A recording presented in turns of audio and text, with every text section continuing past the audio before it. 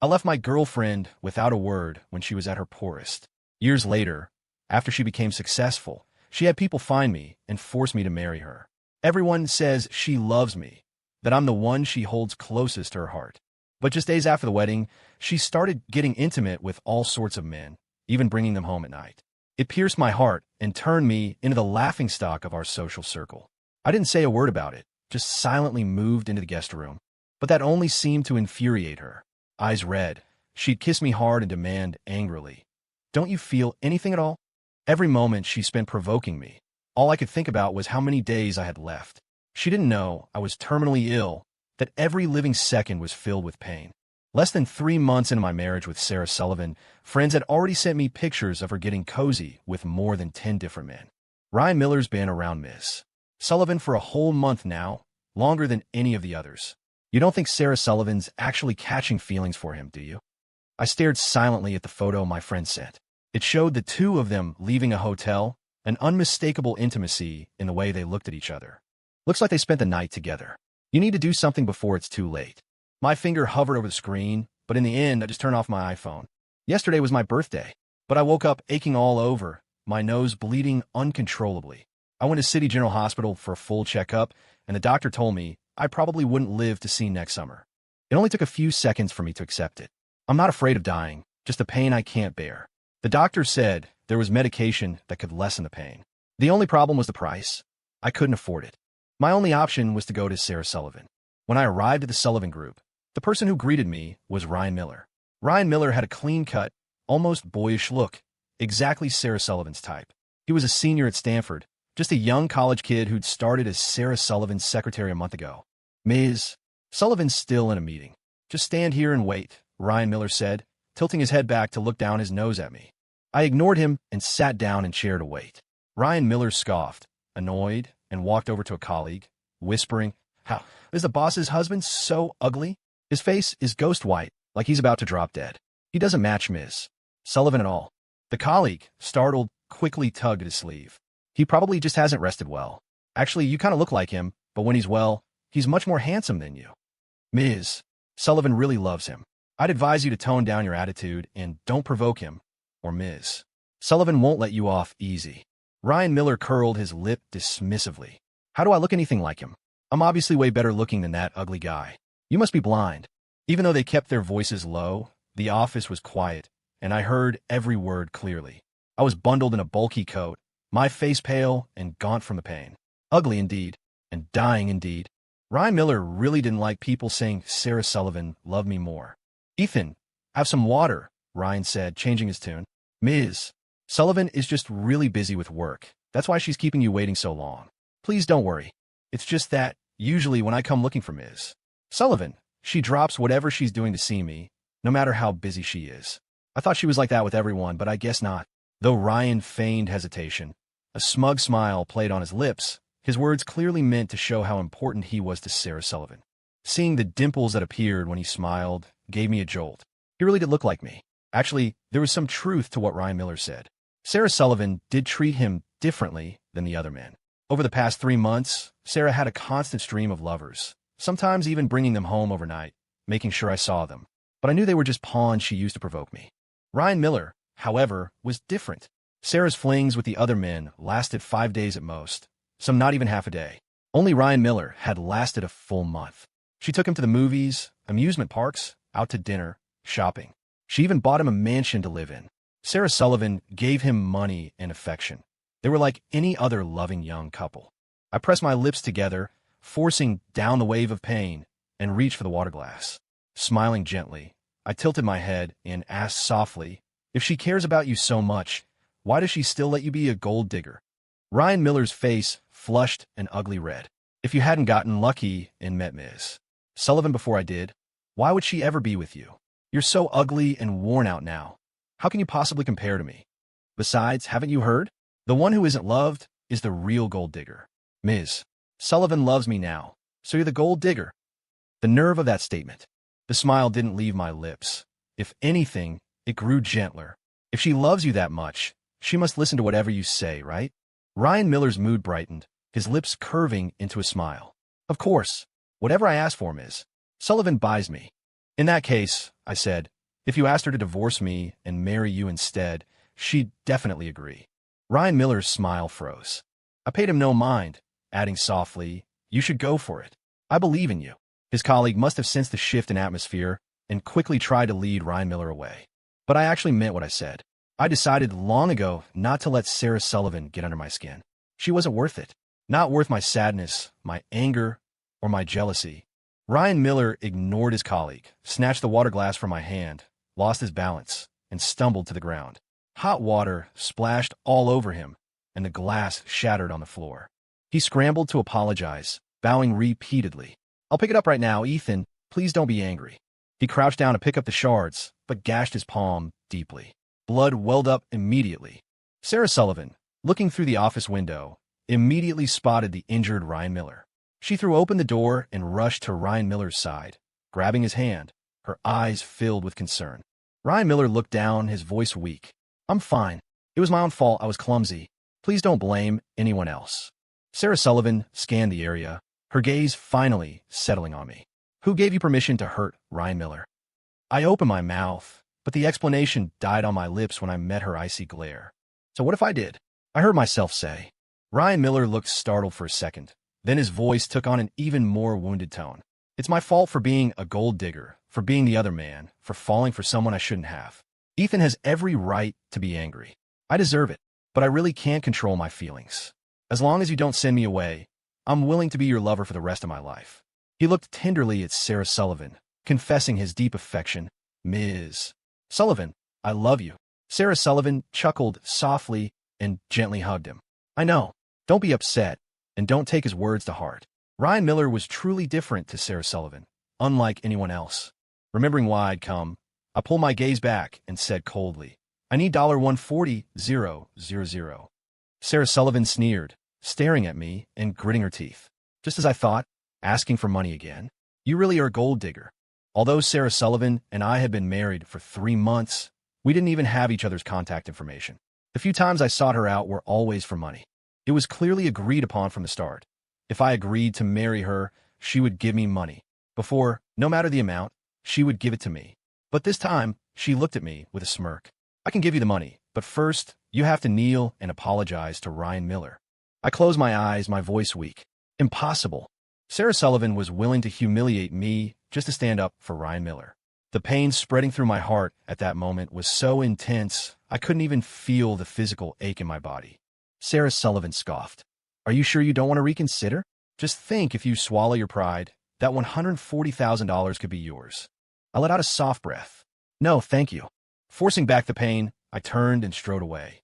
It was February now, the wind howling bone-chillingly cold. But my heart felt even colder.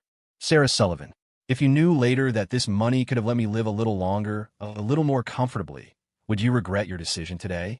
The short distance from the Sullivan Group building to my place took me an hour, trembling the whole way. Back home, I took my medicine and curled up under the covers. I took sleeping pills, just wanted to sleep deeply enough not to feel the pain.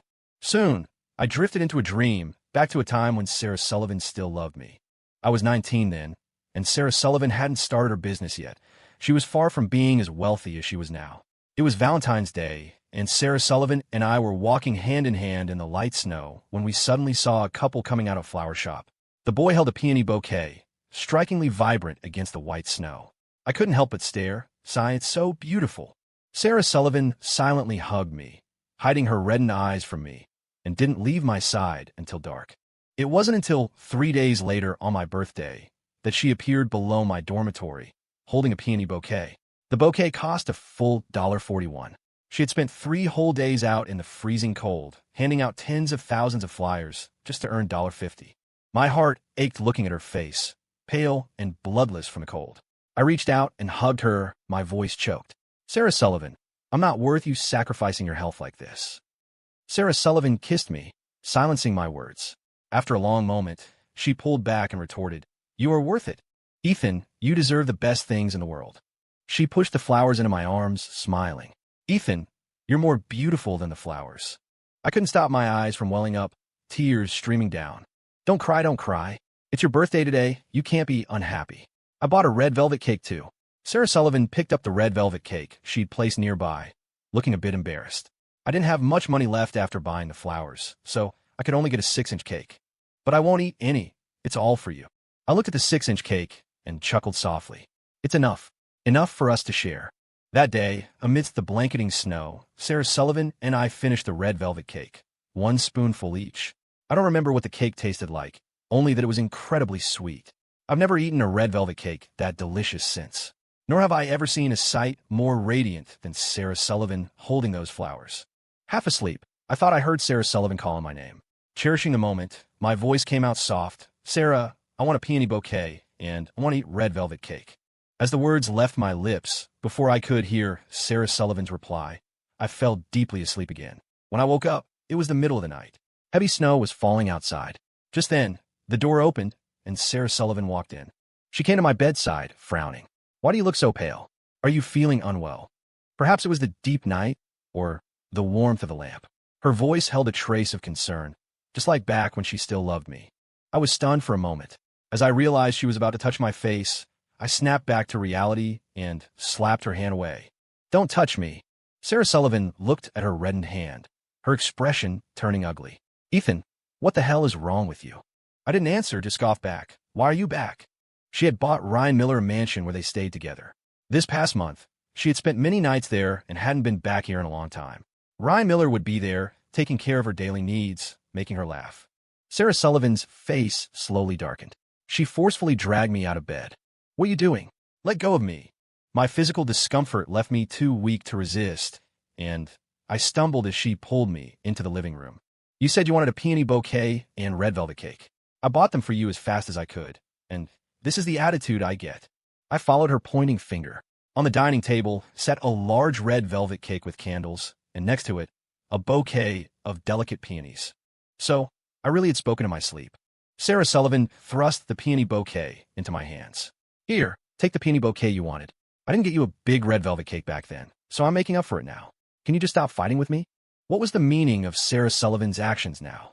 Did she hope we could go back to how we used to be? But I didn't need it anymore. I had a terminal illness. I was going to die soon. The peony bouquet and red velvet cake could only exist in my dreams. In reality, I didn't want them anymore, just like I didn't want Sarah Sullivan anymore. I threw the peony bouquet into the nearby trash can, walked quickly to the table, and threw the red velvet cake in there too. Sarah Sullivan froze for a few seconds. Then her face contorted with rage, veins bulging on her forehead. She slammed me against the wall, gritting her teeth as she asked in a low voice, Ethan, do you just have to oppose me? Ignoring the pain in my back, I forced a smile and said softly, so what if I do? Sarah Sullivan, I am opposing you. Sarah Sullivan, that was just something I mumbled when I was half-conscious, and you immediately went and did it, still as foolish as ever. I deliberately pushed her buttons, watching Sarah Sullivan's face darken. Sarah Sullivan must have lost it. She lunged at me, kissing me fiercely, biting and gnawing. She bit my lip hard enough to draw blood. Sarah Sullivan pushed me down onto the nearby sofa and bit my neck. Pain shot through me, making my body tremble. I gasped sharply. I shoved at her, cursing, Sarah Sullivan, get off me. Don't touch me, you disgust me. She ignored my struggles, burying her face in my shoulder and muttering, Ethan, you're the most repulsive person in the world. Why can't you just not fight me for once? Do you know? All these years, I've been waiting for you to give in, to comfort me. When I heard you say you wanted a peony bouquet and red velvet cake earlier, I was so happy I rushed out of my slippers. I didn't even notice the car coming down the street. I almost got killed. But then you called me stupid and threw my feelings back in my face. She lifted her head, staring intently at me, tears glistening in her eyes. Ethan, how can you be so cruel to me? Are you even human? My own eyes were red-rimmed as I stared back defiantly. Neither of us spoke, neither willing to look away first. Seconds ticked by. Then, Sarah Sullivan moved. She slowly leaned closer and closer, until her lips were almost touching mine. Just as I was about to resist, an iPhone rang. It was Sarah Sullivan's phone. She froze, then after a few seconds, sat up and picked up the iPhone. The iPhone screen flashed briefly, but I still caught the caller ID. It was Ryan Miller. Sarah Sullivan hesitated for a moment before answering. The room was silent, so silent I could hear Ryan Miller crying on the other end. Ms. Sullivan, did you go see Ethan? I made a whole dinner tonight and kept waiting for you, but the food's all cold now, and you still haven't come back. Ms. Sullivan, don't you want me anymore? Don't you like me anymore? Ms. Sullivan, it's snowing outside, and it's so cold. My head feels dizzy too. I could hear the wind howling in the background on Ryan Miller's end. Sarah Sullivan asked in a low voice, "You're outside?" "Yeah. I couldn't wait for you anymore, and I was so sad. So I came out to a nightclub to drink. There are so many people in the nightclub. I noticed lots of women looking at me, and some even tried to hit on me, but I turned them all down. Hee hee. But I hate the way they look at me. I don't like it. I feel really scared. Ms. Sullivan, I want to go home. Can you come pick me up?" Sarah Sullivan didn't answer Ryan Miller. Instead, she stared intently at me. For some reason, I turned my head away, avoiding her gaze. Sarah Sullivan gripped my chin, forcing my face back towards hers. "Ethan, do you want me to leave? Just ask me to stay. If you beg me, I'll stay here with you and won't go get Ryan Miller." "Beggar?" I scoffed, then shoved her away with all my strength.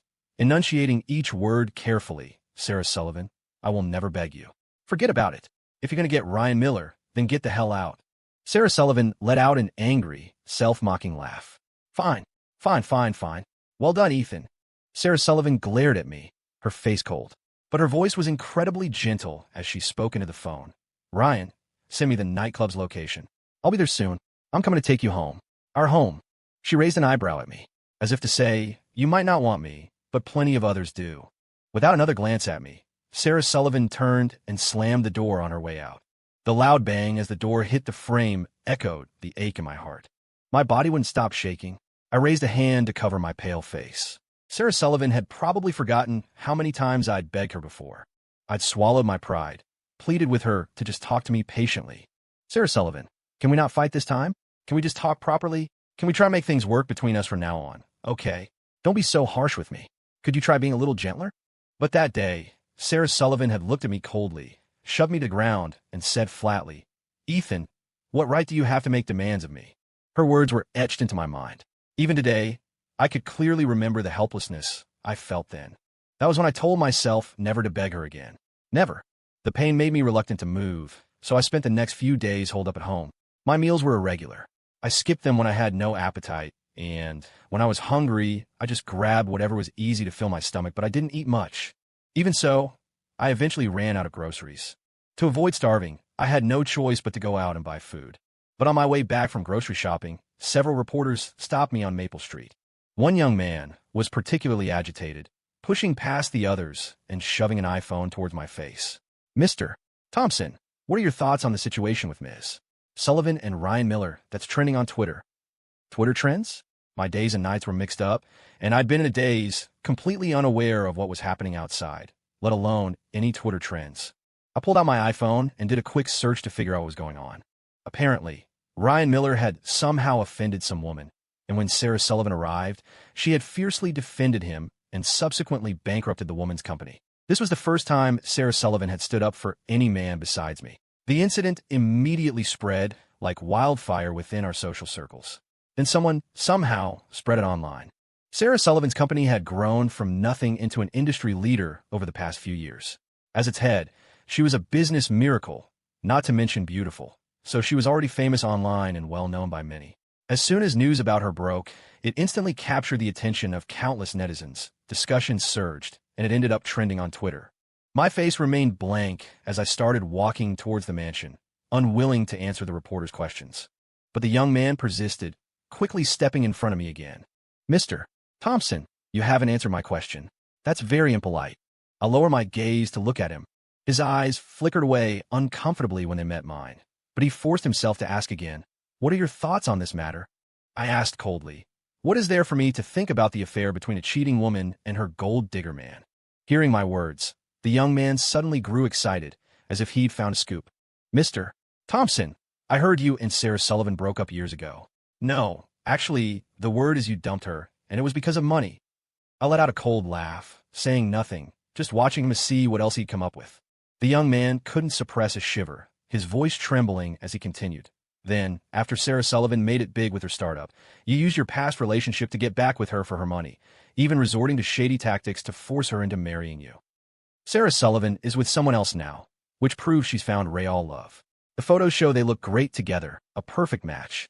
But you're still clinging to your position as Sarah Sullivan's husband, turning Ryan Miller into a gold digger. Don't you think you've gone too far?" I wanted to hear what he had to say, but I never expected such outrageous accusations. I didn't even have the energy for another sneer. I reached out and grabbed the ID badge hanging from his chest. One look at it, and everything became clear. The young man was an intern reporter. The back of his press pass also showed a university student ID. It was the same university Ryan Miller attended. You know Ryan Miller, don't you?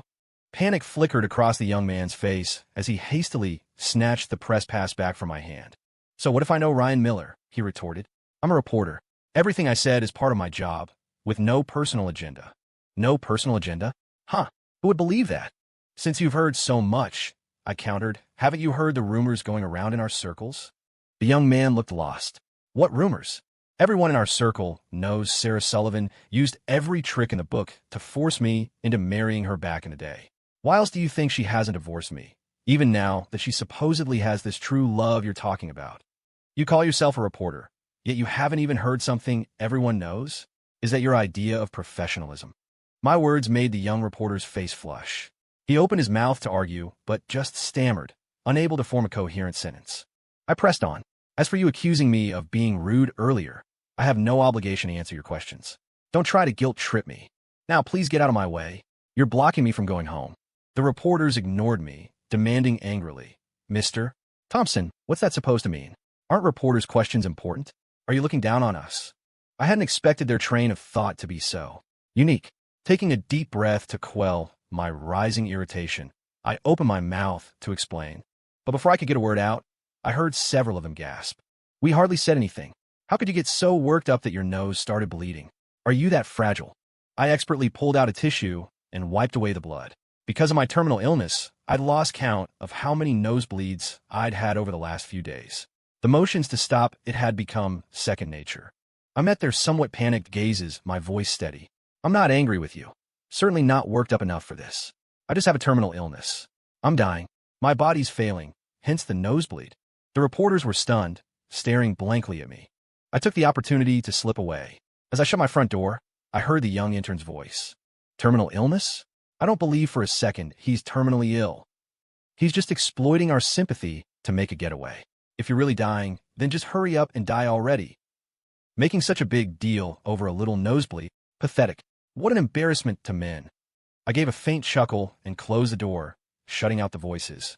Since I was dying anyway, there was no point in arguing with them. The outcome would eventually reveal the truth. I never expected the video of my interview with those reporters would hit Twitter trends after it was posted. Tons of commenters were tearing into me. This guy's so full of it. He's got a wife like Ms. Sullivan, gorgeous and rich, and claims he was forced? Like she needed to marry him. Exactly. A woman like Ms. Sullivan could have any man she wants. If I were married to Ms.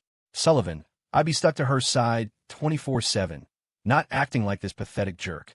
He's disgusting. Wait, so he's implying Ms. Sullivan is madly in love with him? Yeah, he's that shameless.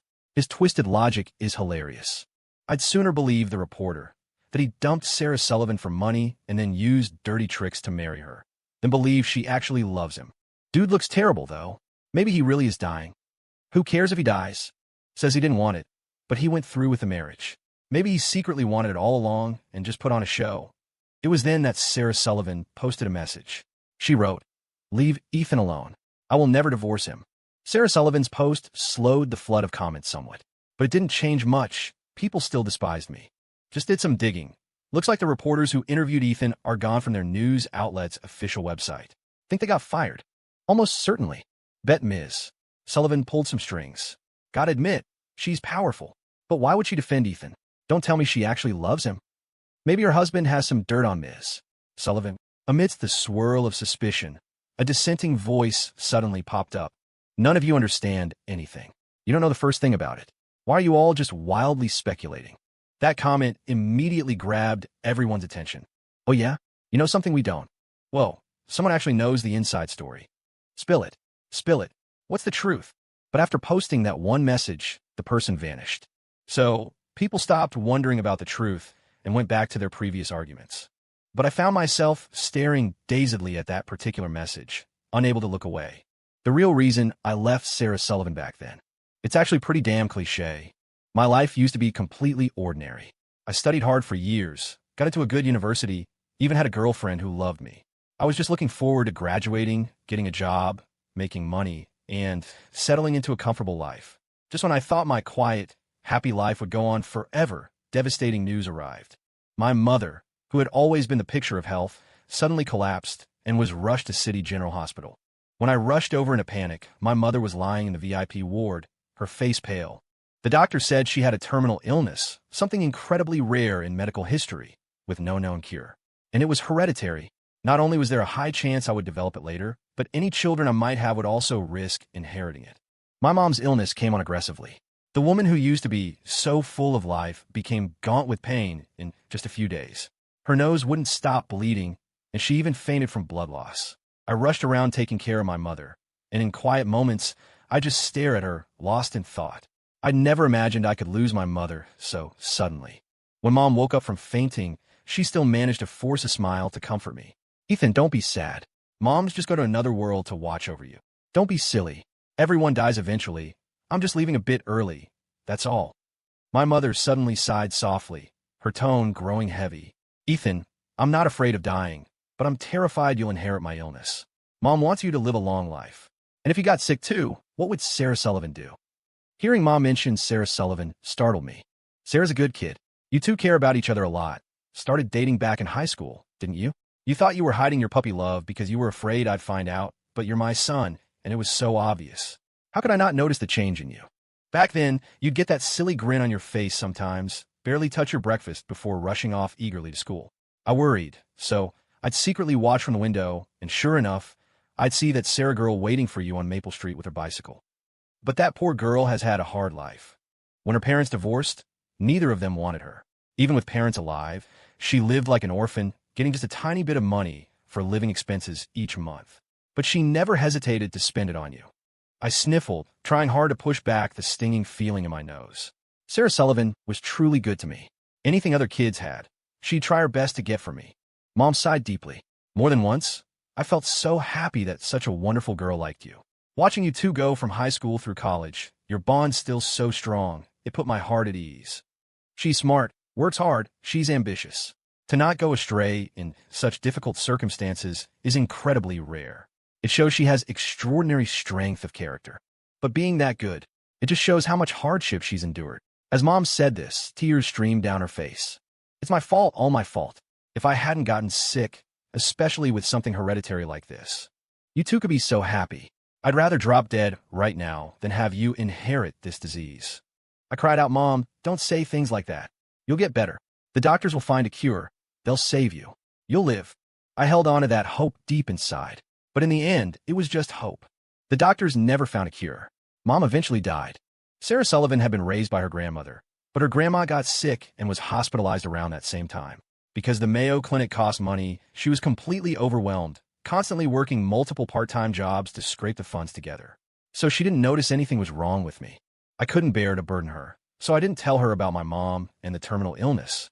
I planned to tell her after Grandma Sullivan got better.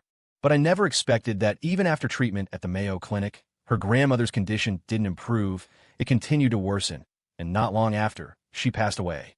Sarah Sullivan hugged me, burying her face in my neck, and said hoarsely, "Ethan, you're all I have left."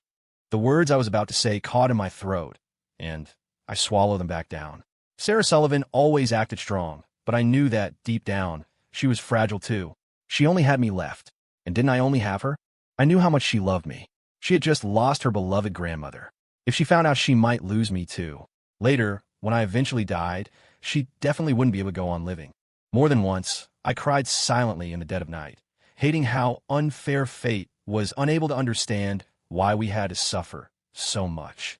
Life had already been so hard for us. Why did it have to treat us like this? Without realizing it, 7 years have passed since all that happened. But thinking about it now still leaves an ache in my heart. I always knew I could die at any moment, and now, that time is truly here. I should go visit my mom at the Memorial Park. Tell her this is the last time I'll see her there, that I'll be joining her soon. I hope when she sees me in heaven, she recognizes me right away. Otherwise, I'll be pretty upset. I bought the organic fruit basket Mom loved most. But before I go, there's something else I need to bring. So I headed to the Sullivan Group building to get something from Sarah Sullivan. My mom adored Sarah Sullivan, treated her completely like her own daughter. This was back before Mom was diagnosed, when Sarah Sullivan and I were happy together. We were senior at Stanford then, already planning to get married after graduation. Mom went with an old friend to pray in a chapel and got 2 crucifix pendants blessed. Each crucifix pendant had one of our birth dates engraved on it. Mine on one, Sarah Sullivan's on the other. She hoped the crucifix pendants would bless us with peace, safety, lifelong love, and eternal happiness together. Mom told me to give Sarah Sullivan the one with her birth date. But she didn't want her own.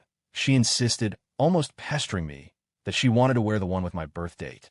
Sarah Sullivan looked at me, smiling softly, and said, "Ethan, let me keep your crucifix pendant. I'll treasure it, just like I love and treasure you. I'll protect you and won't let anyone hurt you." She also said, "When I see the crucifix pendant, I'll think of you. It'll be like seeing you myself." That makes me incredibly happy. Ethan, I love seeing you. It makes my whole day. Hearing her words made me feel overjoyed, as sweet as cotton candy, and I happily swapped crucifix pendants with her. But now, Sarah Sullivan doesn't wear the crucifix pendant anymore. She just leaves it lying around carelessly in her office. I'm afraid that after I die, she'll just throw the crucifix pendant away like trash. It was a gift from my mother. I don't want that to be its fate. I have to get the crucifix pendant back. I want to wear it when I go to heaven to see Mom. When I got to the office, Sarah Sullivan was staring intently at her iPhone, brow furrowed, so focused she didn't notice me come in. Her iPhone was playing the video of me being interviewed by those reporters. In the video, I had a nosebleed and was saying I had a terminal illness, that I was dying soon. She saw the shadow fall across her iPhone screen and finally realized someone was there. Seeing it was me, she calmly turned off the screen and just looked at me without a word, not asking anything about the video. I didn't care. I got straight to the point. "Give me the crucifix pendant my mom got for me." "Lost it." My brow furrowed. I couldn't believe it. "Lost it. Sarah Sullivan, you actually lost the crucifix pendant my mom got for me." My eyes reddened with anger as I stared furiously at Sarah Sullivan. Ryan Miller rushed in from outside the office, stepping in front of Sarah Sullivan. "Ethan, calm down. Let's talk about this calmly. Don't get worked up." I nodded, took a deep breath, clenched my fist trying to calm myself, and then said, "My crucifix pendant. I want my crucifix pendant." "Crucifix pendant?" Ryan Miller paused, acting like he just realized. "You mean the kind you get blessed at chapel? Oh, so that was yours?" I saw it and really liked it, so I pestered Ms. Sullivan until she gave it to me. She said the crucifix pendant brings peace and would protect me. It's quite a coincidence, actually. It even had my birth date on it. Ms. Sullivan said it was fate. "What do you think, Ethan?" I saw the fleeting smirk in Ryan Miller's eyes, and my anger instantly boiled over. I didn't believe for a second Ryan Miller didn't know my birthday or couldn't guess the crucifix pendant was mine. If that was the case, then Ryan Miller playing gold digger and tricking Sarah Sullivan away the other day was actually a deliberate provocation aimed at me. Fueled by rage, strength surged through me. I reached out, shoved Ryan Miller aside, grabbed a folder from the desk, and threw it hard at Sarah Sullivan. "The crucifix pendant my mom got for me. Why did you have to give it to someone else?" The folder hit Sarah Sullivan in the face, leaving a scratch. She nonchalantly wiped away the blood with her hand, looked at me, and said with a smile, "Sorry, I forgot the crucifix pendant was yours. I thought it was just some useless trinket, so when Ryan wanted it, I gave it to him." I trembled all over, staring hard at Sarah Sullivan. Sarah Sullivan kept looking at me with that smile, which even seemed to grow wider. I lunged at her, hitting her like a madman. Sarah Sullivan didn't react, just watched me with a detached expression. Ryan Miller snapped back to reality, pushed me away forcefully, and yelled angrily, "It's just a stupid crucifix pendant. Why are you hitting people? Ethan Thompson, are you crazy?" He yanked the crucifix pendant off his wrist and threw it straight onto the floor. He yelled at me, "You think I actually wanted your junk? It's not like it's anything special. I wouldn't normally even look twice at something like that. Grab your stuff and get out. Stop bothering Ms. Sullivan. This is an office, not a place for you to throw a tantrum." Ryan Miller kept shouting, but I couldn't hear a word. I stared blankly at the scattered pieces of the crucifix pendant at my feet. The crucifix pendant had shattered when it hit the floor, beads scattering everywhere. The bead engraved with my birth date was broken into pieces, damaged so badly the inscription was illegible. My head was ringing, and tears fell unconsciously. The crucifix pendant meant to protect me was broken, just like my life was about to end. My eyes filled with hatred as I looked at Ryan Miller's face, raising my hand to slap him. But the slap never landed. Sarah Sullivan caught my hand midair. She stared at me coldly, her voice laced with warning. "Ethan Thompson, that's enough. Stop this nonsense." "Nonsense? You call this nonsense?" I looked at Sarah Sullivan in disbelief, finally lowering my gaze in disappointment. She once said she would cherish the crucifix pendant, that she would protect me. But now she'd casually given it away, completely indifferent that the thing meant to keep me safe was destroyed. I'd already realized Sarah Sullivan didn't care about me anymore. Why did it still hurt? An itch started in my nose, and the familiar liquid trickled down, staining my clothes red. My nose was bleeding again. This time felt worse than before. So bad I didn't even want to wipe it away. Sarah Sullivan rushed to hold me, asking frantically, "What's wrong? Why is your nose bleeding again?" I smiled purely, my voice soft. "I told you, I'm dying." Sarah Sullivan grabbed tissues to wipe away the blood. She didn't believe me, retorting, "Ethan Thompson, what nonsense are you talking about? You were perfectly fine just a while ago. How could you be dying? You're saying you're dying because you want to see me get flustered over you, right? Fine, you succeeded. I do still care about you." As Sarah Sullivan watched my face grow paler and the nosebleed refused to stop, her expression turned grim, her eyes filling with panic. Her voice trembled. I admitted it. "Ethan Thompson, stop pretending. Stop bleeding, please stop." I was completely drained of strength, unable even to stand, and collapsed to the floor. Sarah Sullivan's words seemed almost funny, as if I had the power to control a nosebleed like this. Belatedly, Sarah Sullivan realized my situation wasn't as optimistic as she'd thought. She turned and yelled at Ryan Miller, "Ambulance! Call an ambulance, quickly!" Urged on by Sarah Sullivan, Ryan Miller fumbled to make the call. Sarah Sullivan kept trying to wipe my nose, but she ran out of tissues and the blood kept flowing, more and more, staining her clothes. Losing blood, my consciousness started to fade. Just before passing out, I saw Sarah Sullivan's face, lost and helpless like a child's, hot tears falling one by one. She kept murmuring, "Why? Why is this happening? Why won't the blood wipe away? Why won't it stop? Ethan Thompson, get better. Please don't scare me like this. I'm scared." When I regained consciousness, I smelled the sharp scent of disinfectant. I figured I must be in City General Hospital. A doctor was saying he's lost the will to live himself, and the stress aggravated his symptoms. If he'd managed it with medication, he could have lived until next spring at least, but he said he had no dollar, wouldn't buy the meds. His condition is uncontrollable now. Even medication won't help at this point. There's no need for further treatment. Sarah Sullivan's voice cut in. "Liar. How could my husband be dying? He was perfectly fine just a few days ago. How could he suddenly have a terminal illness?" Her voice shot up, sharp and piercing as she confronted the doctor. "I don't care what you have to do. You have to find a way to treat my husband. If you can't, you're fired. Get out of here right now." Sarah Sullivan sought out countless top doctors across the country, telling them she'd pay any price if they could just cure her husband. In just a few short days, she turned the medical community upside down. But money can't cure every illness. And mine was a terminal condition doctors hadn't found a treatment for in years. Sarah Sullivan refused to believe it, simply tuning out anything the doctors said. She was convinced there had to be a cure for her husband somewhere in the world. If they couldn't cure him here, she decided she would take me abroad. She had fired several doctors in the preceding days, so now no one dared to stop her frantic efforts. Until my childhood friend showed up. Jessica Wilson slapped Sarah Sullivan across the face, forcing her to pause. "Ms. Sullivan, you have money, sure, but where were you before? Now you decide you want to save him? It's too late. Ethan can't hold on anymore." Sarah Sullivan turned her head away from the sting of the slap. After a moment of silence, her voice choked with tears. "How can he not hold on? Let me take him abroad, please. We can definitely find a cure for my husband. He can definitely survive." "Jessica Wilson, I'm begging you, please just give Ethan to me." Jessica Wilson scoffed. "Impossible. I'll stand right here and stop you. There's no way I'm letting you take him away. And Ethan doesn't want to leave either. He called me," Jessica continued. "He said if he ever got so sick he was just stuck lying in bed, not to bother dragging him through the Mayo Clinic again. He wanted to go quickly. He didn't want to live in pain." Jessica Wilson knew how terrified I was of pain. So, even though her heart ached hearing those words, she could only agree through her tears. After Jessica played the recording of my call with her, Sarah Sullivan swayed, so pale she could barely stand. How? How could this happen? How could my husband die? If he dies, what will I do? How could he leave me all alone in this world?" Jessica Wilson watched her, expressionless, and said coolly, "How are you alone? You still have all those gold diggers hanging around. Does Ethan leaving really affect you? Stop acting like you're so devoted to Ethan. It just makes people sick. It doesn't make you look devoted." Someone sat down beside my bed in the VIP ward and took my hand. Jessica Wilson's voice followed. Ethan, do you really not want to live? Don't you want to wake up? You haven't said goodbye to me yet. You haven't said goodbye to Aunt Thompson. I knew I might die suddenly from this terminal illness. So I decided to say a proper goodbye to the world before I left. But I hadn't said goodbye yet. I couldn't die. At least not now. Tears slipped from the corners of my eyes. Beside me, the life monitors started beeping insistently.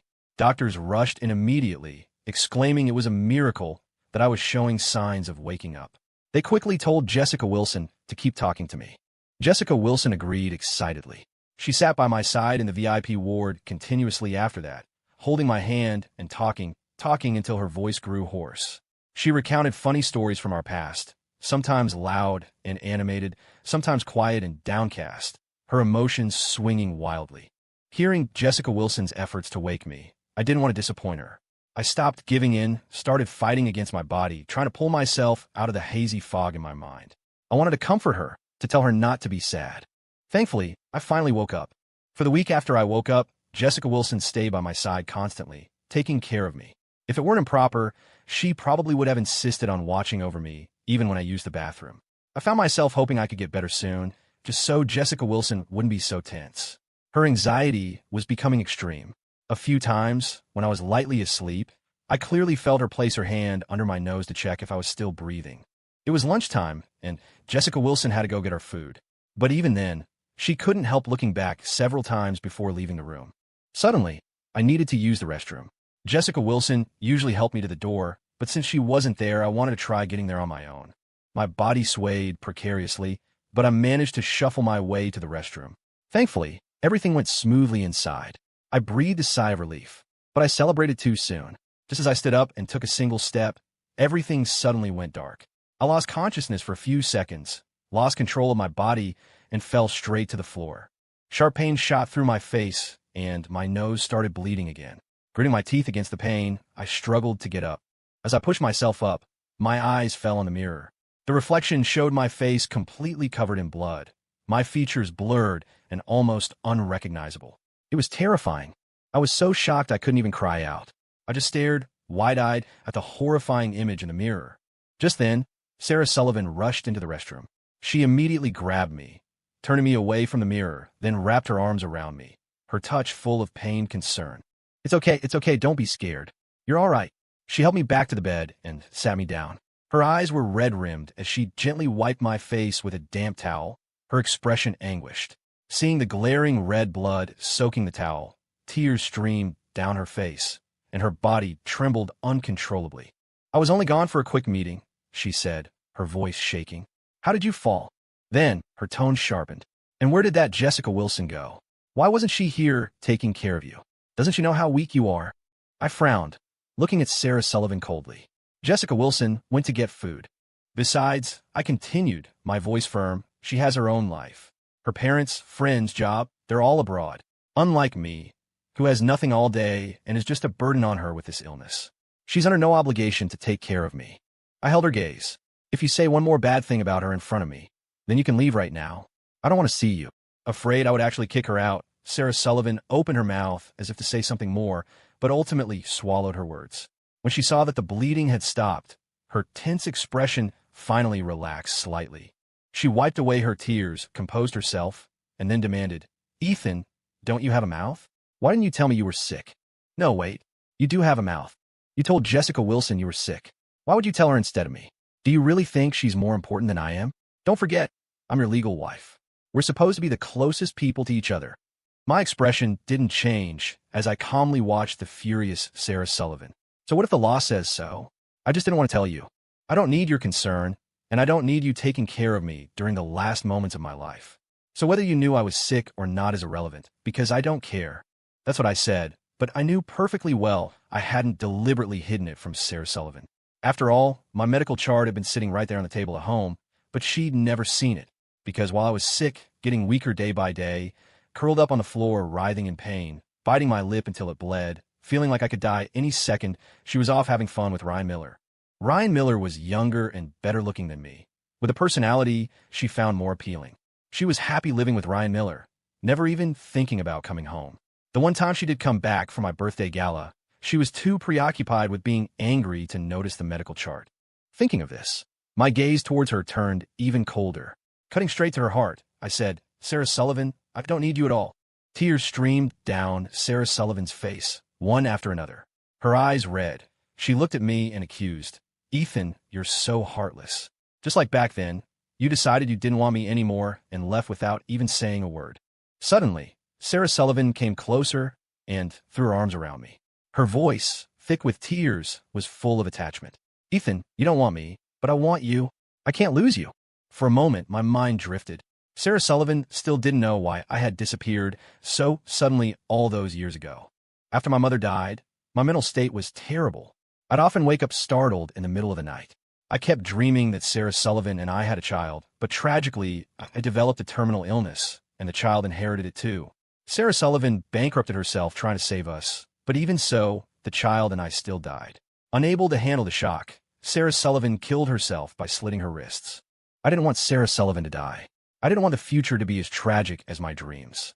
She was a good, ambitious girl with a bright future ahead of her. She deserved a healthy family and a happy life. More than once, I hated that I couldn't spend my whole life with her.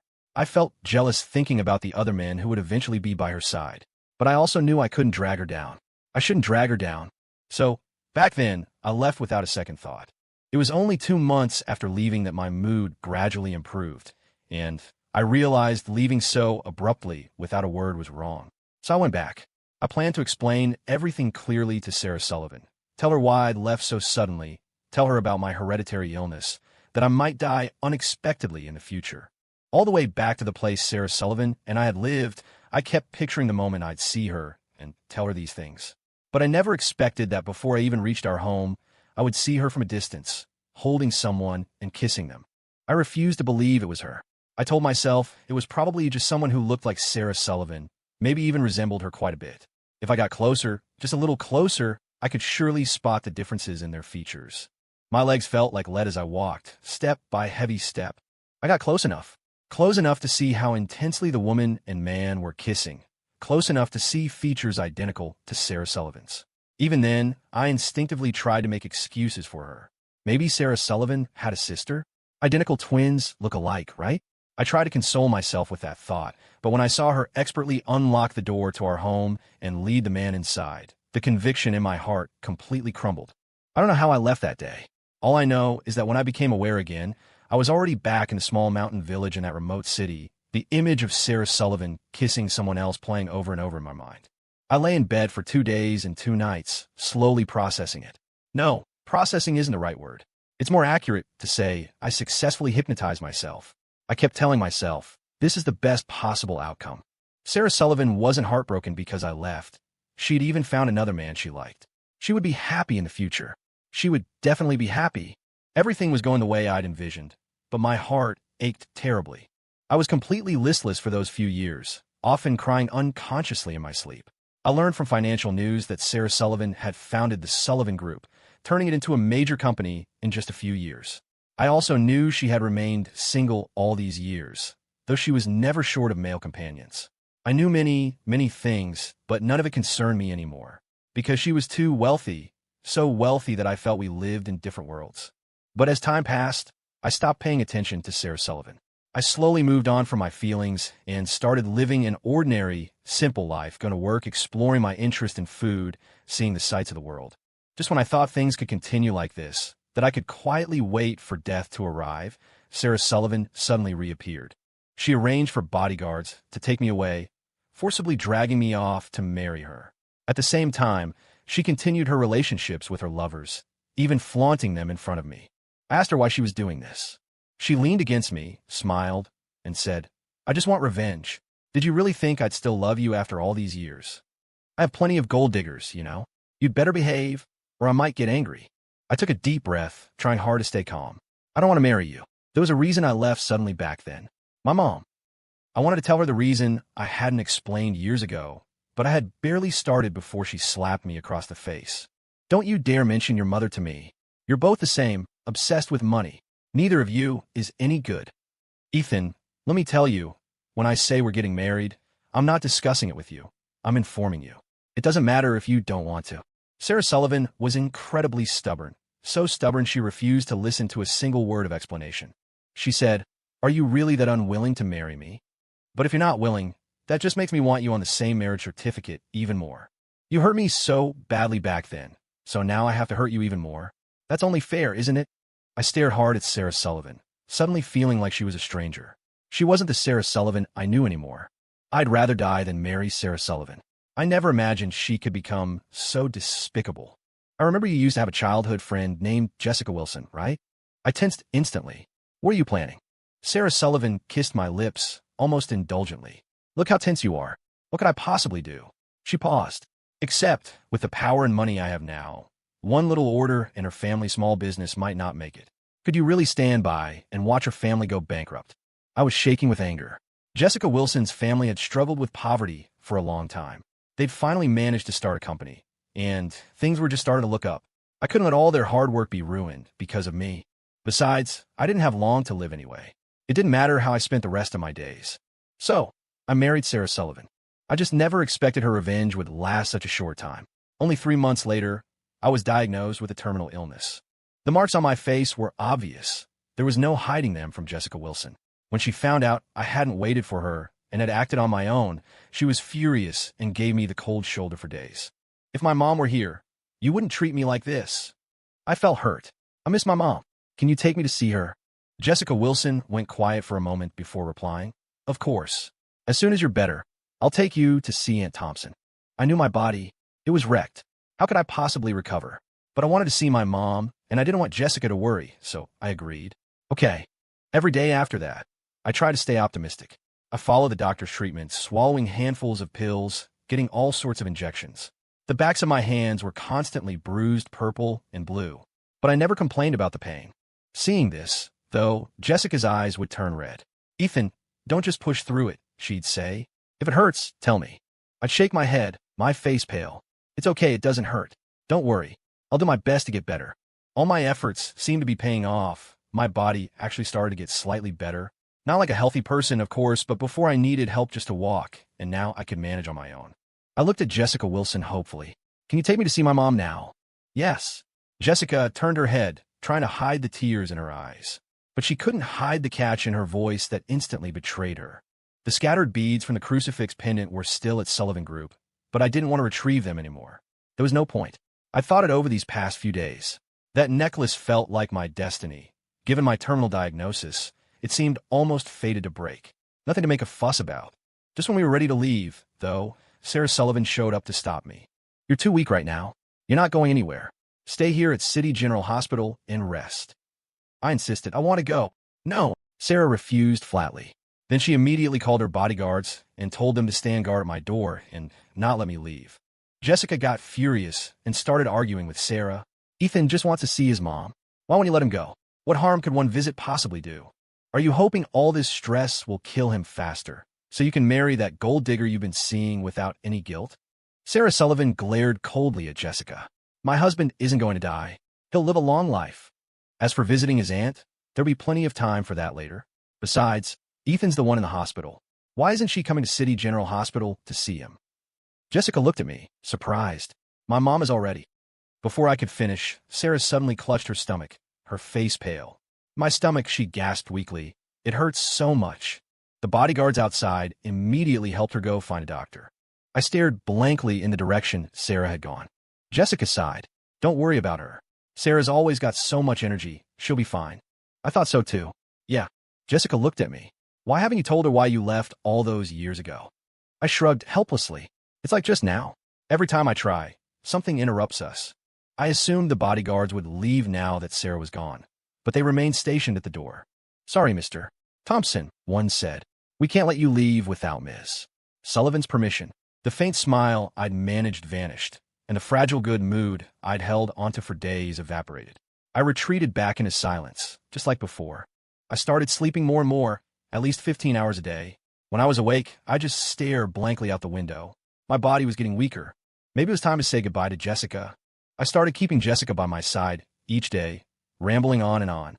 She listened patiently, though eventually, she couldn't hold back her tears and would start crying. She knew I was saying goodbye, but she refused to believe I was really dying. Ethan, don't be like this, she'd plead. You still have so much time left. Strangely, My energy actually seemed to improve over the next few days.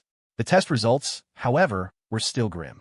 A final burst of energy before the end, I thought. Sarah hadn't visited, which made things feel quiet, almost peaceful. But then, unexpectedly, Ryan Miller showed up.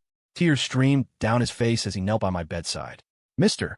Thompson," he sobbed. "Please, let Sarah go. She's pregnant with my child. She's the mother of my baby. Stop using the fact that you're dying to keep clinging to her." I froze. The image of Sarah clutching her stomach that day flashed through my mind. So she was pregnant. All this time I've been sick, she's been out enjoying herself. She said she needed me, but her actions told a different story. Thank God I hadn't softened and believed her. Lost in thought, I didn't notice Ryan Miller reach out. He grabbed my arm suddenly. Caught off guard, and already weak, I was half dragged out of the bed. Blood rushed to my head, and my nose started bleeding. Jessica Wilson walked into the VIP ward just in time to see this. She rushed over, helped me up, and took out a tissue to wipe my nose. I waved her off, signaling I could wipe it myself. Jessica Wilson turned to Ryan Miller and shoved him to the ground.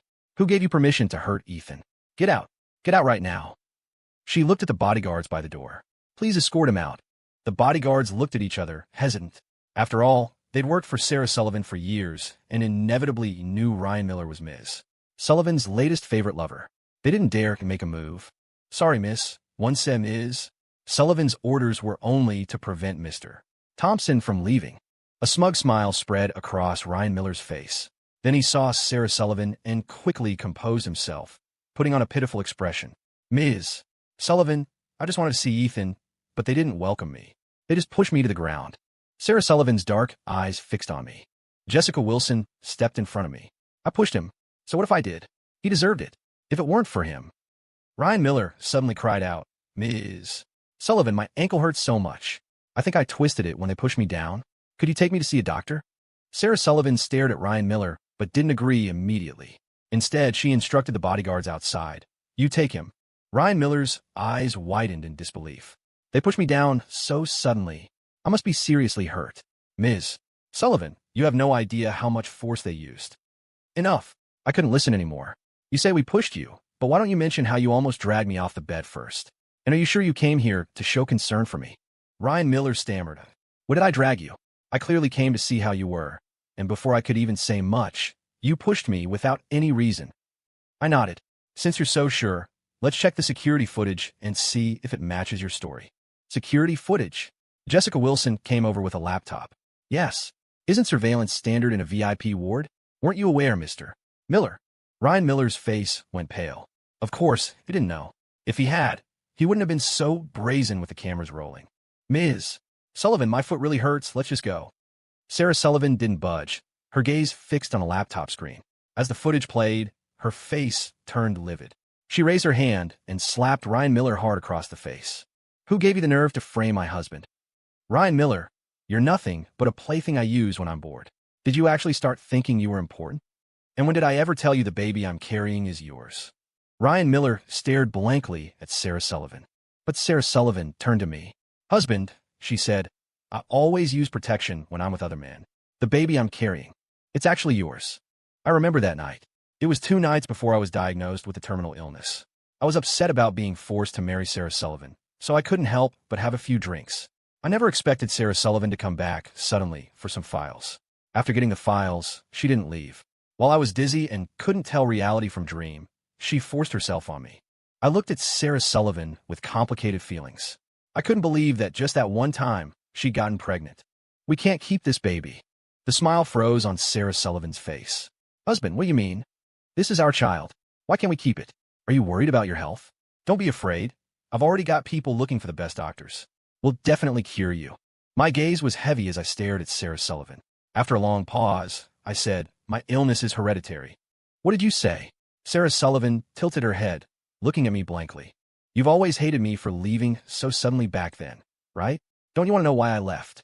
"It's because my mother died from this illness. I was afraid the same would happen to me, and to any future child. That's why I didn't want to burden you." Sarah Sullivan shook her head repeatedly. "No, how could that be? How could Ethan's mother be dead? How could it be hereditary? This is completely different from what I thought. Completely different." Her eyes looked dazed as she stumbled out of the VIP ward. Ryan Miller scrambled up from the floor and chased after Sarah Sullivan. The noisy VIP ward suddenly fell silent and empty. Jessica Wilson looked at me, her eyes full of sympathy. Ethan. But I felt a surge of energy through my whole body. Let's go. Go where? Besides, Sarah Sullivan had people blocking you from leaving. I chuckled softly. They left with Sarah Sullivan. There were no longer any bodyguards at the VIP ward entrance. I wanted to visit my mother. But before going, I needed to buy some of her favorite snacks to bring. While I was buying the food, Jessica Wilson bought a lot for me too.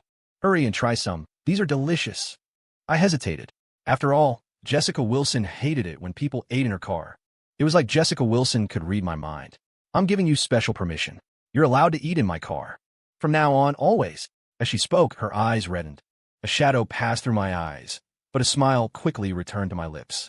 I'll remember you said that. If you don't let me next time, I'll be angry. Okay. Jessica Wilson bought me lots of snacks. I ate until I was stuffed, but thinking I might never get the chance to eat them again, I couldn't bring myself to stop. But why did the cotton candy taste salty? Shouldn't it be sweet? Oh, right. I'd started crying without realizing it. Tears are salty. I didn't stop eating until we reached Memorial Park. I looked at the loving photo of my mother, smiling, and gradually zoned out. Mom, this might be the last time I come see you here. Don't say I'm unfilial. I won't be coming back because I'll be joining you soon. I wonder if you can still cook where you are. I missed your cooking so much all these years. I leaned against my mother's gravestone, murmuring on and on. Jessica Wilson stood nearby, keeping me company. But her tears never stopped flowing. I smiled and teased her. You still cry as much as you did when we were kids. Jessica Wilson didn't argue. She fumbled in her bag and pulled out a tissue for me. My nose was bleeding again. This might really be it for me. Don't be sad. I'm just going on ahead. The money you've given me over the years, plus what I've earned from work, it's all tied to the Amex Platinum card. I've set up a living trust, and everything goes to you. I also signed up to be an organ donor. I hope I can help someone else who needs it. Goodbye, Jessica Wilson.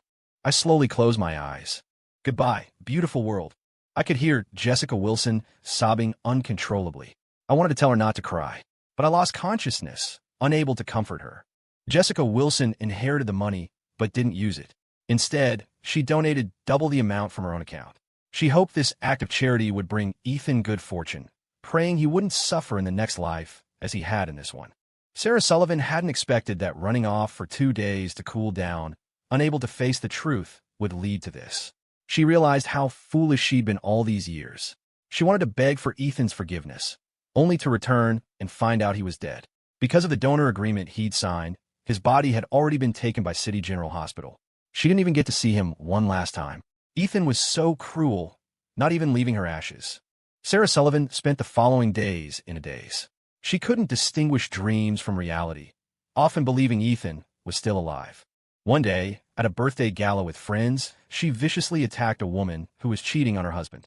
As she hit her, she screamed, "You have a husband, yet you're still fooling around. You're scum. You have no morals." Her friends at the party rushed to restrain her. Sarah Sullivan, what the hell is wrong with you? You used to be just like us, always switching guys. You used to compete with us to see who could swap partners faster. Now you're calling us scum? What does that make you? Sarah Sullivan broke down, shaking her head frantically. I love my husband more than anything. I would never cheat. You're lying. You're trying to trick me. Love him most?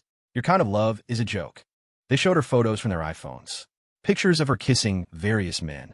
Sarah Sullivan froze, then fled in panic. She was convinced they were lying, that the photos were photoshopped. But after consulting 3 or 4 professional agencies, the results were unanimous. They weren't altered.